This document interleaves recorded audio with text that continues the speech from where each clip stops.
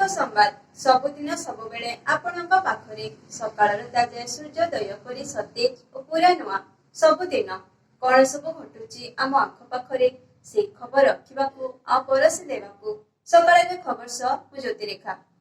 मंच नाटक क्षेत्र में बलांगीर सबुबेले चर्चारे आसंता कालीठारु आरंभ होउची 16तम सर्वभारतीय बहुभाषी नाटकोत्सव मटकाई महोत्सव। कौशल कलामंडल पड़ियारे आयोजित हेउतबा एही नाटकर महाकुंभ आयोजित हेउची अग्रणी सांस्कृतिक सामाजिक अनुष्ठान भूमिका और मटकाई महोत्सव कमिटी द्वारा।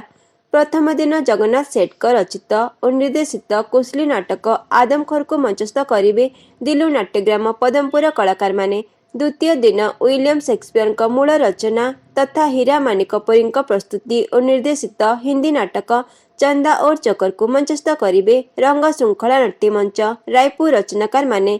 तृतीय दिन बेलपहाड़ मिरर थिएटर कलाकार माने डॉक्टर सुभाष चंद्र प्रधान निर्देशन में मंचस्थ करिवे कोसली नाटक उलुपी। चतुर्थ दिन मंचस्थ हब हिंदी नाटक सूर्य की अंतिम किरण से सूर्य की पहली किरण तक सुरेंद्र वर्मा रचित और शिवलाल सागर निर्देशित एही नाटक को मंचस्थ करिवे जामशेदपुर झारखंड सांस्कृतिक मंचर कलाकार माने। पंचम बा अंतिम दिन में मंचस्थ हब ओडिया नाटक कारागार कहानी विज्ञान शतपथी रचित एही नाटक को न्यू क्वेस्ट रेपिरेटोरी राउरकेला कलाकार माने। प्रतिदिन बहु विशिष्ट व्यक्तित्व अतिथि भाव में जोग देवाको थिबा बेले प्रतिदिन विभिन्न लोकनृत्य दल निजर लोकनृत्य परिवेषण करिवे। प्रतिदिन मंच समर्पण हेब।